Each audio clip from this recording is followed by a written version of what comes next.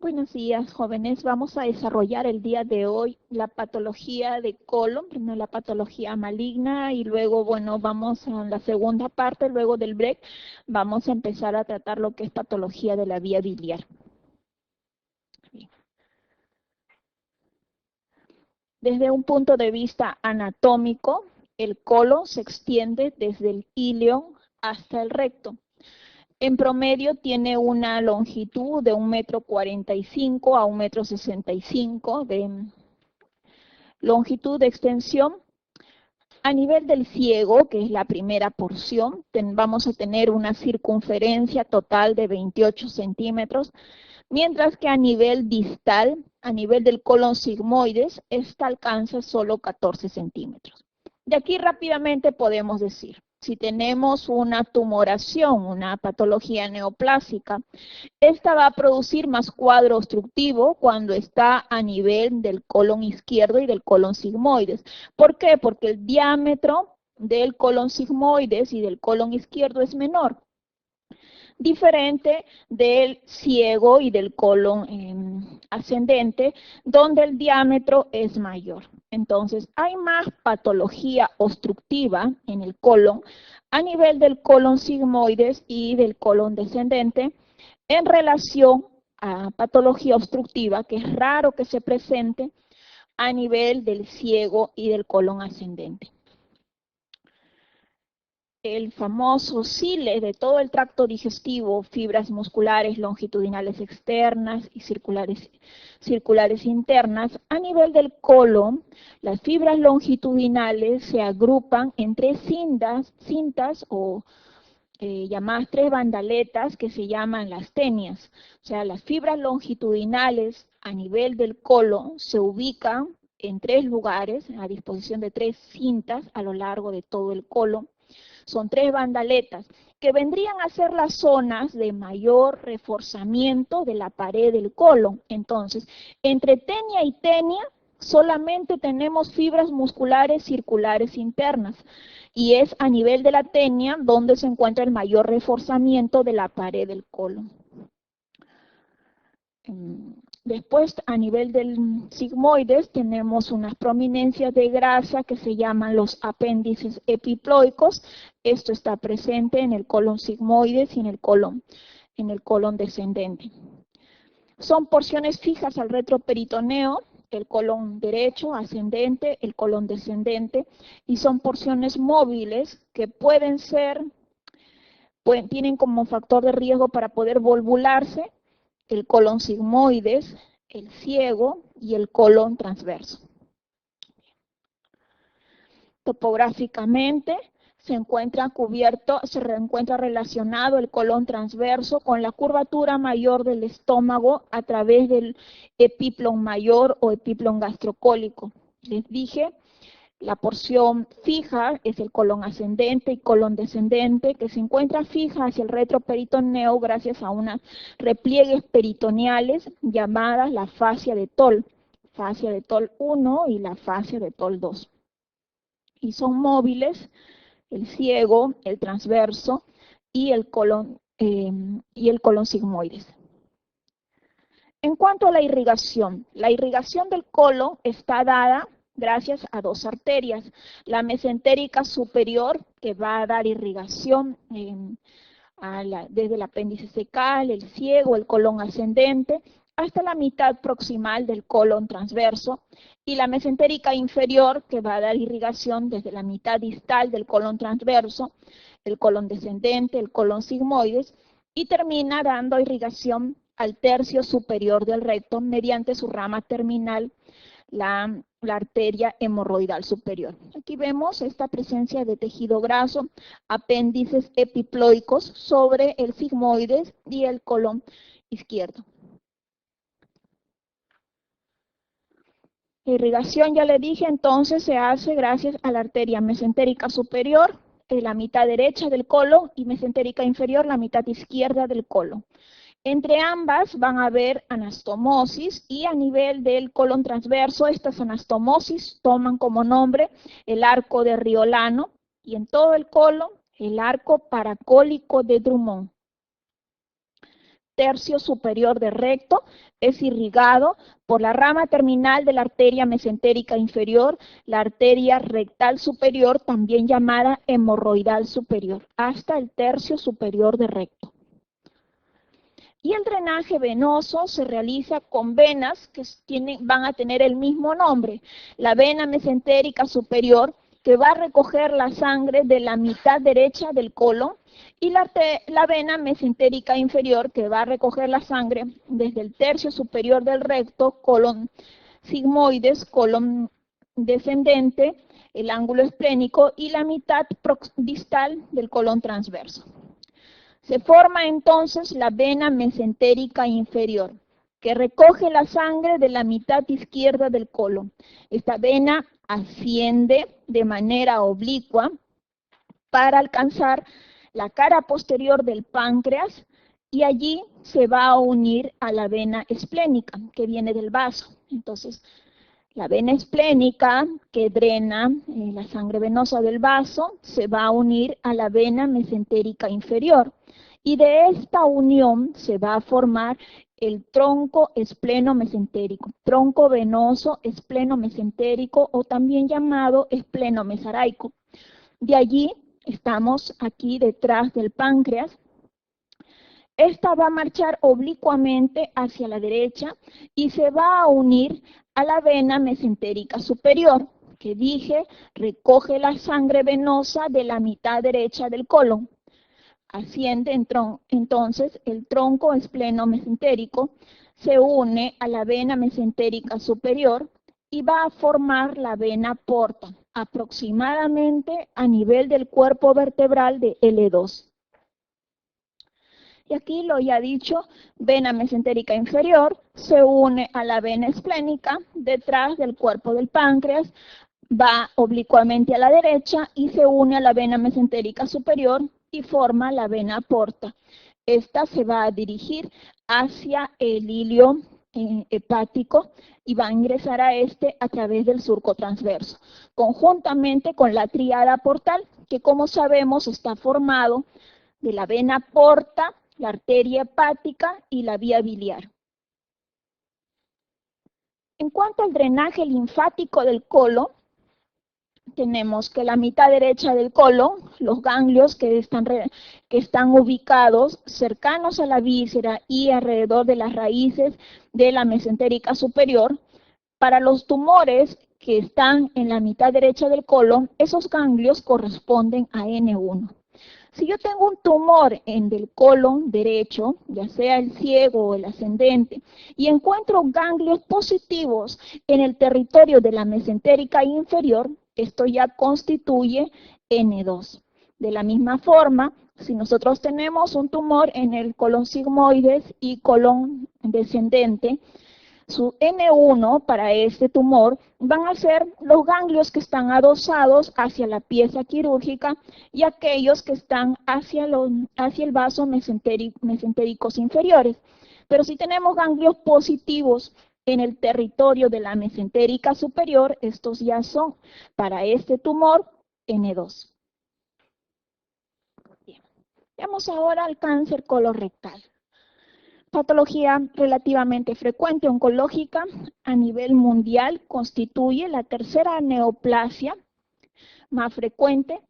La edad promedio de presentación es alrededor de los 70 años, más frecuente en los varones en relación 1.5 a 1.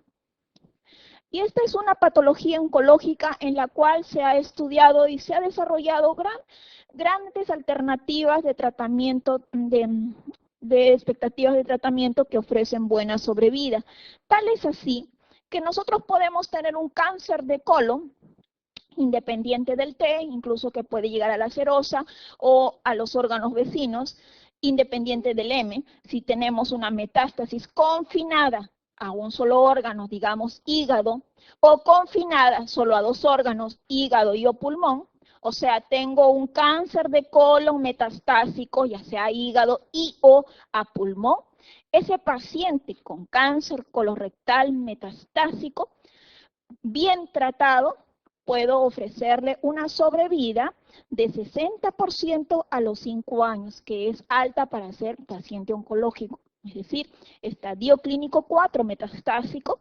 También podemos ofrecer alternativa de tratamiento curativo, porque en metástasis de colon resecamos la metástasis de hígado, resecamos la metástasis de pulmón, le damos quimioterapia adyuvante posterior a la cirugía y ese paciente alcanza buena sobrevida.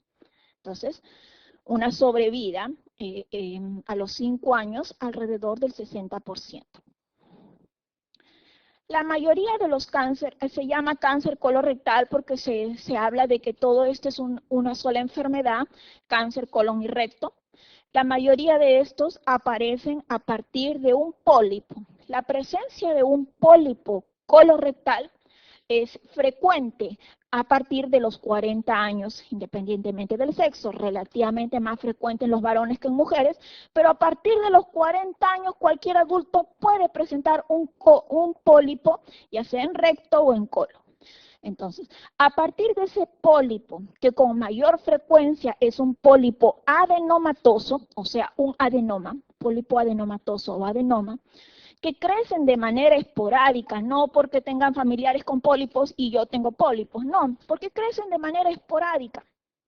Entonces, sobre este crecimiento, unos pocos, algunos son de origen genético, es raro, pero podemos tener la poliposis adenomatosa familiares o que tienen cientos de pólipos en todo el marco cólico. Esto es prácticamente toda la mucosa del colon tapizada de pólipos. En esos también puede presentarse cáncer colorectal, pero eso es lo menos, eso es lo menos frecuente. O también asociados a enfermedades inflamatorias intestinales. ¿Qué quiere decir?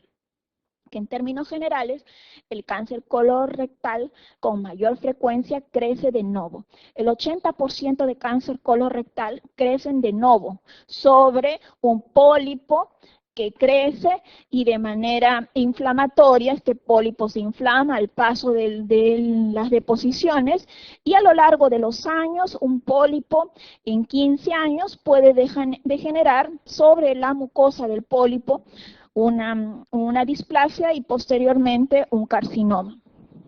Bien.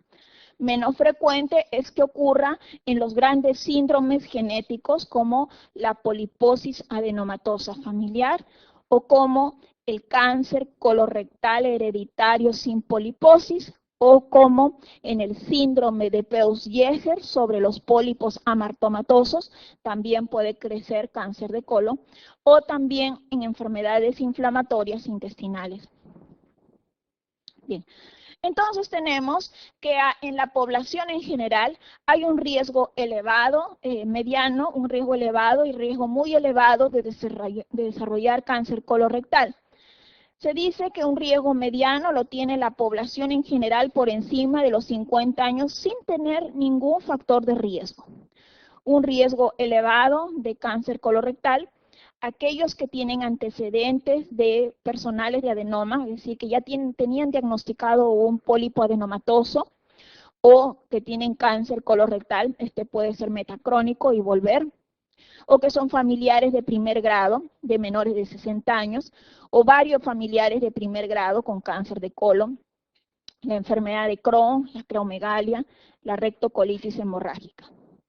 O riesgo muy elevado de desarrollar cáncer colorectal, aquellas familias o pacientes que pertenecen al grupo familiar que tienen poliposis adenomatosa familiar, enfermedad autosómica dominante, en la cual el gen alterado es el gen del APC, que tienen muy alto riesgo de desarrollar cáncer colorectal en pacientes menores de 40 años. En Peutz-Jeghers, ya dije, pólipos amartomatosos a lo largo de todo el tubo digestivo y sobre estos pólipos amartomatosos pueden desarrollar cáncer colorectal. En el síndrome de cáncer colorectal hereditario sin poliposis, que se llama el síndrome de Lynch, también pueden desarrollar cáncer colorectal. Entonces, cáncer colorectal, La mayoría son cáncer, se dice que entre 80 y 90% son cáncer que crecen de novo, de manera esporádica. De los que crecen de origen genético, están el síndrome de Lynch o la poliposis adenomatosa familiar. De estos es más frecuente dentro de los cánceres colorectal hereditarios, que son menos frecuentes. Dentro de estos, lo más frecuente es la poliposis adenomatosa familiar. Y hay que diferenciar desde un punto de vista genético el cáncer que crece de manera esporádica, dijimos, la mayoría son de manera esporádica, de aquellos que crecen de manera hereditaria, aquellos que pertenecen a algún síndrome oncológico. Aquellos que van a presentar mutaciones germinales son aquellos que tienen de manera congénita, uno de los dos padres tiene la mutación germinal, y la mutación somática es aquella que es adquirida en el curso de la vida y está presente solamente en las células tumorales. El protoncogen, el gen activador del tumor, por ejemplo, el APC en la poliposis adenomatosa familiar, y el gen supresor del tumor que necesita ser mutado, los dos alelos, para inducir a fenotipo tumoral. Entonces, en la genética del cáncer colorectal tenemos los más frecuentes son 3 formas hereditarias. Hemos dicho, cáncer colorectal, la mayoría son de novo, de crecimiento esporádico por factores de riesgo ambientales. Un menor porcentaje, 5 a 10%, se deben a síndromes hereditarios de cáncer colorectal. Y dentro de los síndromes hereditarios de cáncer colorectal tenemos con mayor frecuencia la poliposis adenomatosa familiar. En esta enfermedad, el paciente va a presentar cientos de pólipos desde la infancia, van a crecer durante la adolescencia, van a tener los pólipos en la edad adulta y a temprana edad, en menores de 40 años, uno de estos pólipos va a degenerar y va a generar el cáncer colorectal.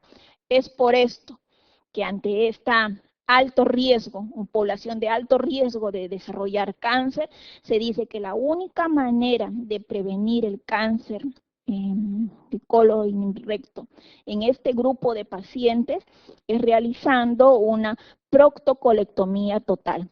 Luego, bueno, uno le puede decir a un paciente adulto que no tiene cáncer, hazte una cirugía de proctocolectomía total profiláctica. Es un poco difícil poder decirlo, que el paciente quede confinado a tener una colostomía de por vida a temprana edad.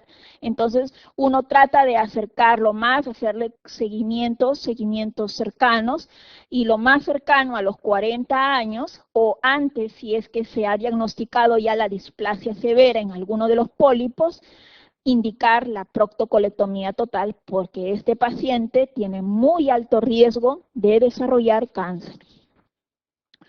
Luego tenemos un síndrome autosómico recesivo, que es el síndrome de MAP, también es herencia de cáncer colorectal. Y luego tenemos el síndrome no polipósico de cáncer colorectal hereditario. Y en ellos vamos a tener ciertas características. En la poliposis adenomatosa familiar, esta es una transmisión autosómica dominante, el gen alterado, el gen del APC, que es supresor, este va a mutar y va a producir que se acumule la beta-catenina en el citoplasma celular, que condiciona o es un factor de riesgo para la producción del cáncer. Un síndrome de MAP, que es menos frecuente, que es transmisión autosómica recesiva. Aquí también hay pólipos que están dentro del síndrome. El gen que está alterado es el gen MYH o MUTI, y en este caso ambos alelos tienen que estar mutados al nacimiento. El síndrome de Lynch es herencia autosómica dominante, la expresión variable, el gen mutado es el MLH1, MSH1. Los dos alelos tienen que estar mutados para que se exprese el cáncer. Y en la gran mayoría de pacientes con cáncer colorectal tienen que ver los factores ambientales, son los esporádicos, los ambientales. Son factores de riesgo para cáncer colorectal, la alimentación rica en proteínas, el consumo de embutidos, la obesidad, paciente con alcoholismo, antecedente de alcoholismo crónico, tabaquismo, y protegen de este cáncer la alimentación rica en fibra, la actividad física regular, tratamiento hormonal de reemplazo por más de 10 años, protege de alguna manera, y los AINES y aspirinas también protegen. ¿Por qué? Porque se dice que crece sobre un pólipo. El proceso inflamatorio crónico sobre la mucosa del pólipo en el colon es el que genera el cáncer. Entonces, si disminuimos ese proceso inflamatorio en la mucosa del pólipo, entonces va a disminuir el riesgo de desarrollar cáncer. Entonces, en la anatomopatología se dice que en un periodo variable que puede evolucionar entre 5 hasta 20 años, de inicio un pólipo de naturaleza adenomatosa, que son los pólipos más frecuentes, va a degenerar sobre la mucosa del pólipo la degeneración hacia un cáncer. Entonces son la presencia de pólipos lo más frecuente como factor inicial para el desarrollo de cáncer colorectal. Estas son lesiones que se proyectan hacia la luz del colon por encima de la superficie de la mucosa. Están presentes en alrededor de 30% de todas las necropsias en pacientes mayores de 60 años. O sea, por eso la presencia de pólipos colónicos es frecuente.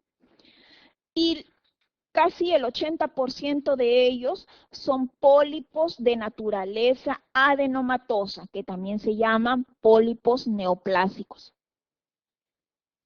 Entonces, el pólipo se define entonces como una protrusión que emerge de la superficie de la mucosa. Macroscópicamente pueden ser sésiles, aquellos que no tienen cuello, o pediculados. Aquí una imagen de, por ejemplo, una poliposis adenomatosa familiar. Allí no hay 1, ni 2, ni 5, ni 10 pólipos. En la poliposis adenomatosa familiar, prácticamente toda la mucosa del colon está tapizada por pólipos. Pueden ser únicos o pueden ser múltiples, como en la poliposis adenomatosa familiar.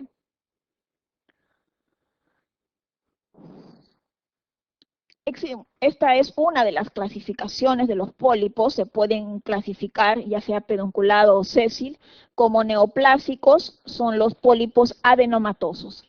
Amartomatoso, los pólipos de Peutz-Jeghers, pólipos juveniles, los pólipos de la enfermedad de Cowden, o de Cronky-Canadá, también son pólipos amartomatosos. Inflamatorios son de naturaleza benigna, pólipo inflamatorio, pseudopólipos linfoideos, esto es benigno, y los pólipos hiperplásicos también son de crecimiento benigno en el colon. Entonces, otra clasificación nos dice que los pólipos son adenomatosos, también llamados neoplásicos, o pueden ser no neoplásicos, también llamados benignos. Dentro de ellos tenemos los hiperplásicos, los amartomatosos y los inflamatorios. Ahora, pólipo colorectal. Lo más frecuente es que sea pólipo adenomatoso. Menos frecuente es que sea no adenomatoso o no neoplásico. Entonces, y dentro de este más frecuente, la histología de los pólipos adenomatosos pueden ser de manera tubular, túbulo velloso o velloso. De estos tipos de pólipos, el más frecuente es el tubular. Y el que más potencial de malignidad tiene es el pólipo velloso. Potencial de malignidad intermedio, el túbulo velloso. Ahora, esto, pólipo tubular, no quiere decir que toda su mucosa tenga aspecto tubular a la histología. No, también tiene un componente velloso, pero tiene un componente velloso escaso. El pólipo velloso es el que tiene entre 75 y 100% de aspecto velloso a la histología. Entonces, esos pólipos neoplásicos o adenomatosos son crecimientos epiteliales que están compuestas de glándulas anormales de la mucosa del colon. De manera histológica se pueden clasificar en pólipos adenomatosos tubulares, adenoma túbulo velloso o un pólipo adenomatoso velloso. Los más frecuentes son los tubulares, son el 75% de los pólipos neoplásicos.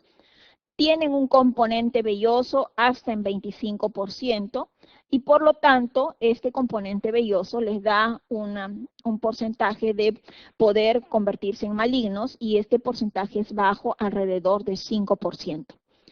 El túbulo velloso tienen entre 25 a 75% de componente velloso, están en frecuencia 15%, en segundo lugar en frecuencia, y el 20% de ellos puede llegar a ser maligno. Mientras que el pólipo velloso, o también llamado adenoma velloso, tiene entre 75 y 100% de componente velloso.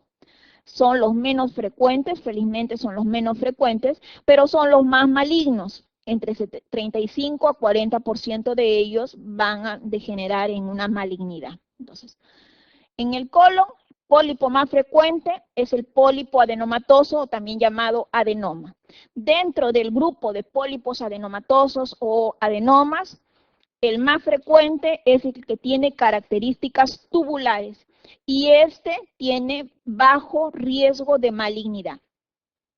Mientras que el pólipo adenomatoso de características vellosas, es menos frecuente, pero tiene mayor posibilidad de malignizar.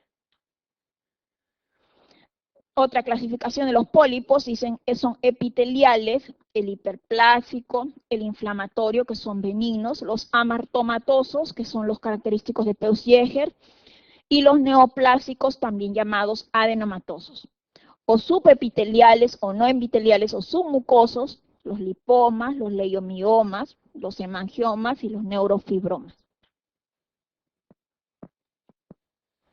Entonces, pólipos adenomatosos, les dije, son los más frecuentes.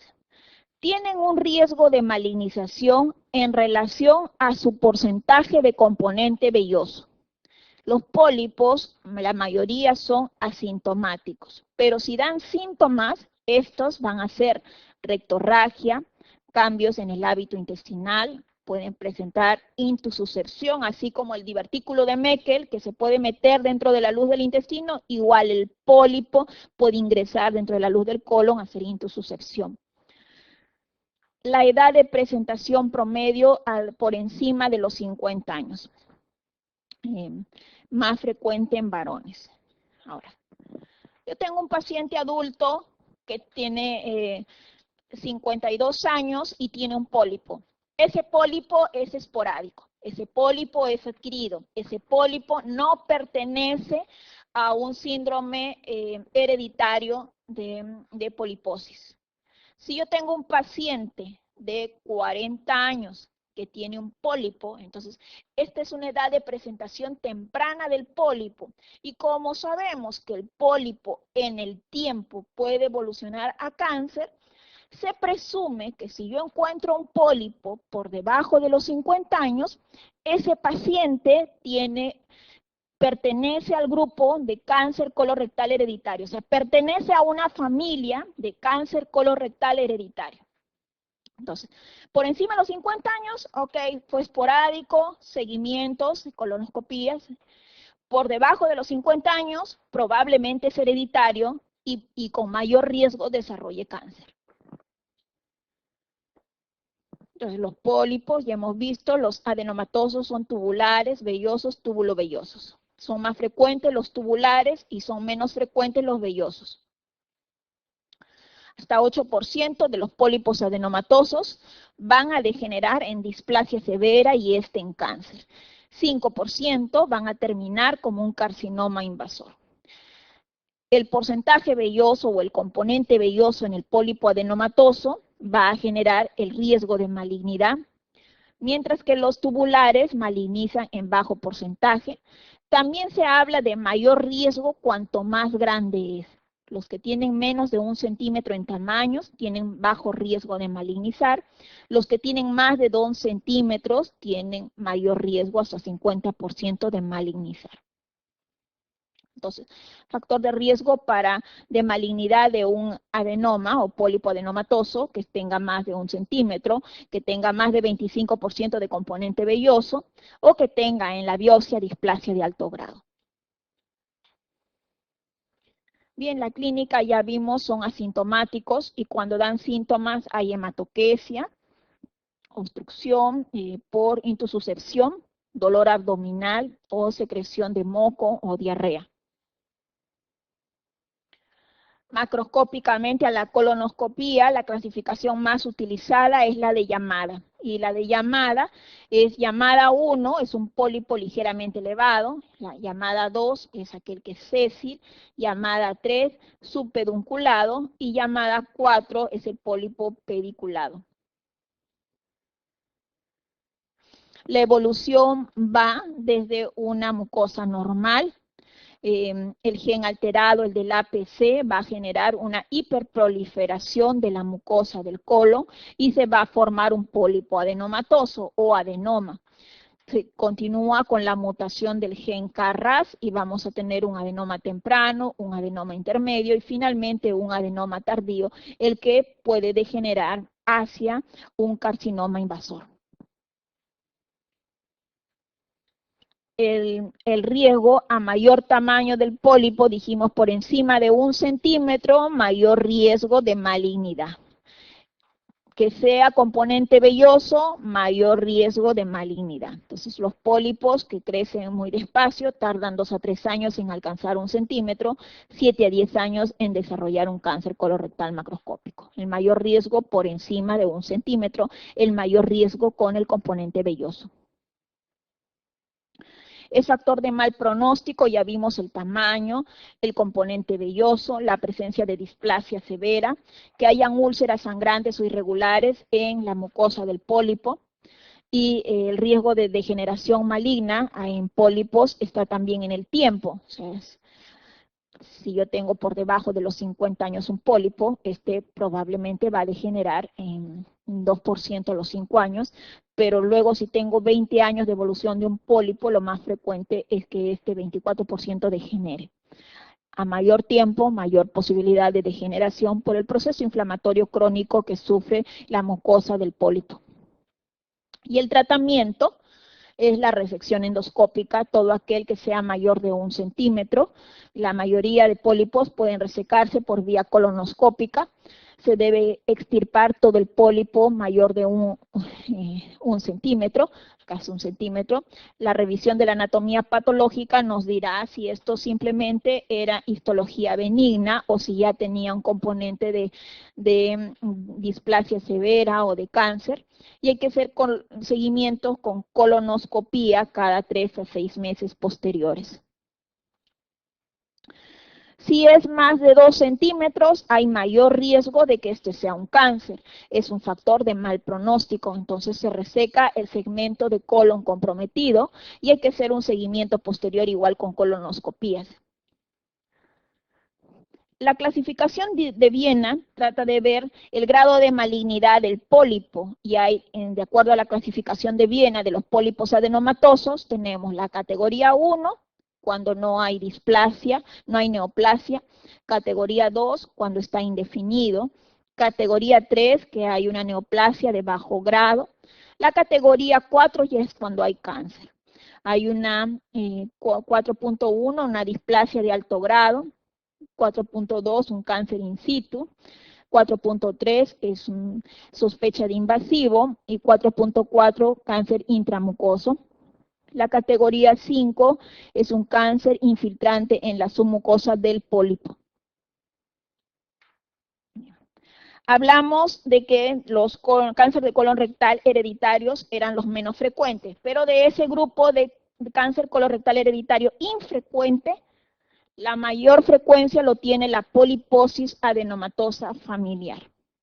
Este es un trastorno hereditario que se desarrolla sobre los pólipos adenomatosos neoplásicos, tanto en el colon como en el recto. crecen desde la infancia y en la adolescencia ya el paciente tiene prácticamente toda la mucosa del colon tapizada por pólipos. Si en un cuadro clínico paciente tiene 10 pólipos, eso no es poliposis adenomatosa familiar. La poliposis adenomatosa familiar son cientos, miles de pólipos en toda la mucosa del colon. En casi todas las personas no tratadas se va a desarrollar cáncer de colon antes de los 40 años, a temprana edad. Por lo tanto, la profilaxis es la proctocolectomía total, porque incluso en algunos casos se quiere hacer colectomía total en el segmento de recto que queda, tratando de no hacer colostomía. O sea, hay quienes hacen una colectomía incluyendo solamente el tercio superior de recto, y la finalidad es que el paciente no termine con colostomía. Entonces hacen una anastomosis ilioanal o una anastomosis iliorectal para que el paciente, que es un adulto relativamente joven, no termine con colostomía. Pero en ese muñón de recto que queda, allí crece el cáncer. Entonces eso ya está demostrado. Hacer las colectomías totales sin incluir el recto completo, eso va a recidivar, o sea, lo que va a pasar es que en el segmento de recto que queda va a crecer el cáncer de colon. Entonces de nada valió hacer la profilaxis con la colectomía total. Entonces acá proctocolectomía total más colostomía. Una imagen de poliposis adenomatosa familiar, igual, pólipo, este pólipo más de 2 centímetros, este pólipo ya tiene cáncer. Poliposis adenomatosa familiar. Síndrome de Gardner dentro del grupo de cáncer hereditario colorectal, hereditario autosómico dominante con 100% de penetrancia. Tiene unas características clínicas que incluyen osteomas múltiples de los huesos faciales, quistes epidermoides en piel, poliposis múltiple de intestino grueso y desmoides o fibromas de la piel. En realidad esta patología es extremadamente rara que produzcan cáncer, pero bueno, viene dentro de las preguntas. Cáncer colorectal, ¿cuál es la tríada? En realidad es una tríada. Tríada de manifestaciones clínicas del síndrome de Gardner. Son osteomas periféricos a nivel esquelético, piezas retenidas supernumerarias y la poliposis colorectal con transformación maligna.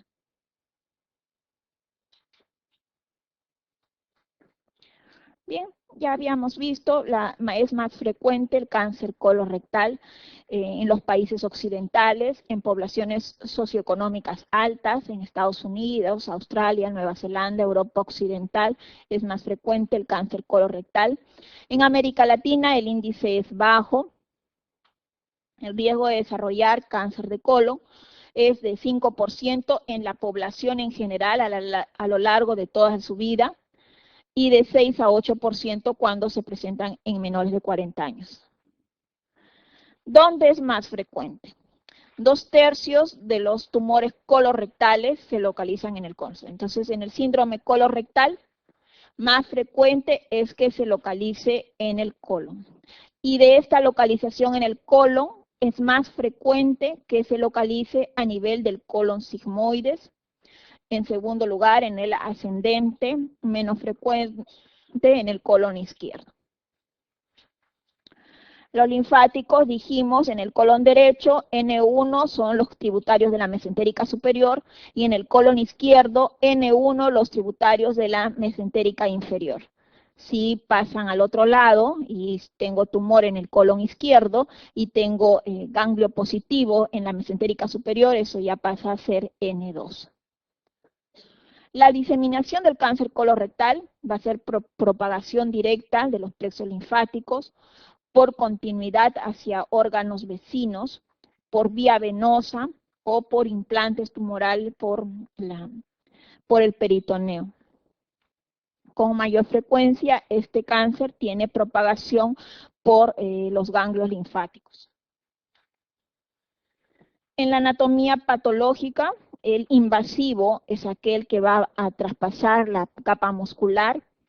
En la macroscopía vamos a observar una lesión vegetante, úlcero vegetante, que sangra fácilmente al contacto. En 94% de casos se debe a adenocarcinoma, la histología va a ser un adenocarcinoma, 2% linfomas no Hodgkin, menor porcentaje, 0.1%, el carcinoma epidermoide, o otros tumores como el leiomiosarcoma o los tumores endocrinos. En general, la anatomopatología más frecuente del cáncer colorectal es el adenocarcinoma de colon y recto. Y en el TNM vamos a tener TIs cuando está intraepitelial en la mucosa, T1 hasta la submucosa, T2 hasta la muscular, T3 hasta los tejidos pericolorrectales y T4 vamos a tener T4A que penetra la superficie del peritoneo visceral y T4B cuando está adherido a otros órganos o estructuras vecinas. En el N vamos a tener N1 de 1 a 3 ganglios linfáticos regionales, N2 más de 4 ganglios linfáticos regionales, y allí vamos a tener 2A de 4 a 6, 2B más de 7.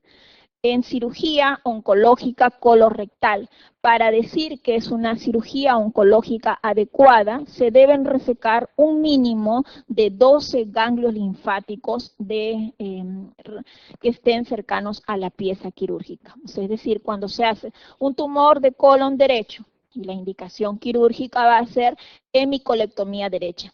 Esa pieza quirúrgica debe incluir un mínimo de 12 ganglios comprometidos. 12 ganglios. Ahora, estos 12 ganglios pueden darme la respuesta. De 12 ganglios, 0 comprometidos. Ok, está bien, es N0. Pero de los 12 ganglios pueden decirme 12 ganglios comprometidos. Está bien, entonces ese paciente va a tener un N2 porque tiene 12 ganglios comprometidos. Pero no puedo recibir como un informe de anatomía patológica menos de 12 ganglios, porque entonces en ese caso yo diré, ese paciente es NX, no sé qué tipo de N es el paciente, porque tiene menos de lo mínimo requerido para estadiar la clasificación de compromiso ganglionar en cáncer colorectal. Bueno, y la metástasis M1 cuando hay metástasis a distancia, M1A cuando la metástasis está confinada a un órgano, ya sea hígado, pulmón, ovario. En 1B cuando es más de un órgano o está en el peritoneo. Y ahí vemos los estadios clínicos. Hay tratamiento curativo incluso para el estadio 4. Y el estadio 4 es cualquier T, cualquier N, la presencia de metástasis, ya sea M1A, una sola metástasis o un solo órgano, M1B, a metástasis peritoneal o a más órganos. Igual el estadio clínico, hay sobrevida curativa en estadio 4 de enfermedad cáncer colorectal hasta 60% de pacientes a los 5 años. Igual, estadio clínico 4 es con la presencia de metástasis. Y las metástasis son más frecuentes a nivel del hígado, como el hígado resulta ser el filtro del drenaje venoso portal, entonces la metástasis más frecuente es a nivel del hígado, en segundo lugar a pulmón, luego la metástasis ósea o la metástasis a cerebro. La clínica van a ver alteración en el ritmo del tránsito intestinal, puede presentarse rectorragia, voy a ver dolor cólico intermitente, alteraciones del estado general. Pueden haber masas palpables, sobre todo si el tumor se encuentra en el colon izquierdo, va a presentar más masa palpable, porque relativamente el colon izquierdo está más superficial que el colon derecho, es más profundo. Puede haber hepatomegalia nodular por la presencia de metástasis. Puede haber adenopatía de Trozier supraclavicular izquierda también como metástasis. En relación a la localización, cuando el cáncer está ubicado en el colon derecho, es más frecuente que este sangre. Entonces, lo más característico del cáncer de colon derecho es la melena, la presencia de anemia, astenia, pueden haber diarreas mucosas y masa palpable también puede haber. En general, se presenta clínicamente como hemorragia digestiva baja o sangrado oculto con anemia y melena. En el colon izquierdo, este va a dar más dolor abdominal tipo retorcijón. ¿Por qué? Porque al ser menor el diámetro, la clínica va a estar más en relación con un cuadro obstructivo. El colon izquierdo se presenta más como un cuadro suboclusivo, obstructivo. Va a haber cambio en el ritmo de la evacuación intestinal. Puede también haber hematoquesia baja ponderal. Colon derecho sangrado, ya sea sangrado profuso como una forma evidente de hemorragia digestiva baja, o puede ser como sangrado no aparente, como microscópico, y vamos a tener anemia crónica. Y en el colon izquierdo, cuadro más obstructivo, retorcijón tipo cólico a nivel cuando está en el colon izquierdo.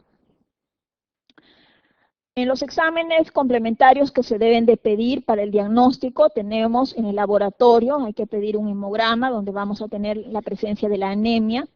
Como es anemia por enfermedad crónica, es una anemia normocrómica, normocítica. Hay que solicitar urea creatinina para ver si no hay compromiso renal. La proteína se reactiva, un perfil hepático para ver si no hay metástasis hepática, puede a través de un perfil colestásico ver si es que hay metástasis hepática. En las imágenes nos sirven también para estadiaje un TEN, tóraco, abdomino pélvico, para ver estadiaje de enfermedad, o una colonoscopía virtual a través de una tomografía también nos sirve. El diagnóstico finalmente se realiza a la colonoscopía y toma de biopsias. Esto es una imagen, nuevamente, de una imagen colonoscópica de una poliposis adenomatosa familiar, y en la toma de biopsia nos va a dar el diagnóstico si estamos frente a un cáncer. Para seguimiento, cáncer colorectal, marcador tumoral de seguimiento, no de diagnóstico, de seguimiento, es el antígeno carcino embrionario. Si bien yo tengo un paciente que presumo que tiene cáncer, de inicio con toda la batería pido antígeno carcino embrionario, este no es para que me haga diagnóstico. Esto es para ver si el tratamiento que le di fue adecuado, porque después de dar el tratamiento, ya independientemente ya sea cirugía o ya sea quimioterapia, el antígeno carcino embrionario debe de descender si el tratamiento es adecuado. Si se mantiene alto o incluso sube, es porque está quedando enfermedad que está produciendo el antígeno carcino embrionario. Entonces, marcador tumoral de seguimiento, el antígeno carcino embrionario. Y vamos a tener formas complicadas de cáncer colorectal, y estas van a ser cuadros obstructivos, más frecuente en el lado izquierdo. Y sobre todo a nivel del ángulo esplénico del colon se va a presentar el cuadro de obstrucción intestinal baja, y como hay un cuadro obstructivo se va a formar tercer espacio y el paciente presenta deshidratación, un cuadro general de obstrucción intestinal, que se va a instalar entre 7 a 10 días, y se encuentra generalmente un cáncer localmente avanzado. Otra complicación es el proceso inflamatorio, un cáncer de colon que se perfore o se haga un flemón o un plastrón. Esto es más frecuente en el lado derecho del colon. Y la clínica va a ser como un proceso inflamatorio intraabdominal. Va a haber hiperleucocitosis, hay un absceso alrededor del tumor, y hay que buscar que no se haya producido además un cuadro de endocarditis por enterobacterias. Entonces, la complicación en el lado izquierdo, obstrucción. En el lado derecho puede ser un proceso infeccioso en el colon derecho, o puede ser sangrado también en el colon derecho, más frecuente en el colon derecho. Puede presentarse como microsangrado, anemia, o puede presentarse como melena o rectorragia cuando el sangrado es más profuso. En cuanto al tratamiento, si el cáncer se encuentra en el colon, siempre que se pueda, la mejor indicación es la cirugía, siempre que se pueda resecar, o sea, siempre que pueda resecar y que no invade a órganos vecinos, lo primero es la cirugía. Si no se puede resecar porque está invadiendo la mesentérica superior, tendría que sacar todo el intestino delgado, o está invadiendo la mesentérica inferior, o está invadiendo el retroperitoneo y se va hasta la pelvis, o está invadiendo con todo y vejiga. Entonces, si está ya invadiendo órganos vecinos, entonces puedo dar quimioterapia previo a la cirugía, esto es quimioterapia neoadyuvante, para disminuir tamaño de tumor y asegurar una mejor cirugía. Entonces, cáncer de colon, siempre que se pueda, primero cirugía. Si es que no se puede, porque además hay metástasis, entonces primero quimioterapia neoadyuvante y posterior cirugía. Después de la cirugía, quimioterapia adyuvante. Estamos hablando de cáncer de colon. Ahora, estamos en cáncer de recto. Como el recto está ubicada en el hueco pélvico, el espacio para resecar es más corto, hay menos espacio de resección y frecuentemente cuando se hace el diagnóstico de cáncer de recto, este ya invadió las paredes de la pelvis. Entonces, en el cáncer de recto está establecido primero radioterapia neoadyuvante. No se me ocurre dar radioterapia al cáncer de colon, porque el cáncer de colon no es radiosensible, lo que sí es el cáncer de recto. Cáncer de recto, radioterapia neoadyuvante, disminuye el tamaño de tumor, puedo dar también asociado quimioterapia neoadyuvante, o sea, quimio-radioterapia neoadyuvante y posterior cirugía, dependiendo si está en tercio superior, tercio medio, tercio inferior. Entonces, a cáncer de colon, primero cirugía y luego quimioterapia. A cáncer de recto, primero quimio-radioterapia y después cirugía. Si el cáncer está en el colon derecho, aquí fácilmente una hemicolectomía derecha debe irse hacia la raíz de la cólica derecha y la cólica media. Debo sacar un mínimo de 12 ganglios de esta zona. Y la reconstrucción es una iliotransverso anastomosis. Ilion colon transverso anastomosis. Se llama una iliotransverso anastomosis. Si está a nivel del sigmoides, se hace una sigmoidectomía y una anastomosis colorectal. Saco igual 12 ganglios, o sea, uno no va a buscar los 12 ganglios. Si uno se pega al tronco sigmoideo, al tronco arterial sigmoideo, va a sacar los 12 ganglios. No es necesario ir a buscarlo porque todo está en todo el mesenterio. Y anastomosis colorectal. Si se encuentra a nivel del colon izquierdo, o sea, en el colon descendente, acá hemicolectomía izquierda con sus 12 ganglios, mínimo de 12 ganglios, y una anastomosis colorectal.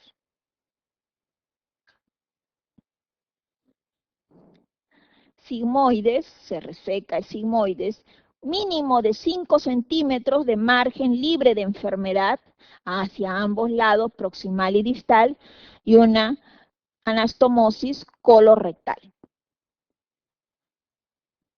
En recto. Bien, en recto, bueno, anatómicamente tenemos 15 centímetros de longitud. Esta va a presentar hacia la derecha 2 convexidades y hacia la izquierda una convexidad. Y en el interior de estas convexidades hay unas válvulas, las válvulas de Houston. Se puede dividir para su estudio en tercio superior, tercio medio y tercio inferior. La parte distal va a terminar en la línea pectínea. Y el tratamiento, dijimos, quimio-radioterapia neoadyuvante, o sea, neo previo a cirugía y posterior cirugía. Y la cirugía. Si el tumor está en el recto alto, hay que resecar el tumor que está en el recto superior y hay que hacer una anastomosis colorectal, como si el tumor estuviera en el colon sigmoides, o sea, se trata como si el tumor fuera de colon sigmoides, anastomosis colorectal. Si el tumor está en el tercio medio, depende. Si yo puedo dejar 4 centímetros libre de enfermedad por encima de la línea pectínea, o sea, de la línea pectínea para arriba, puedo dejar 4 centímetros de recto sano que me sirva para poder hacer una anastomosis con el colon descendente, ok, resecamos, se llama resección anterior baja y anastomosis colorectal.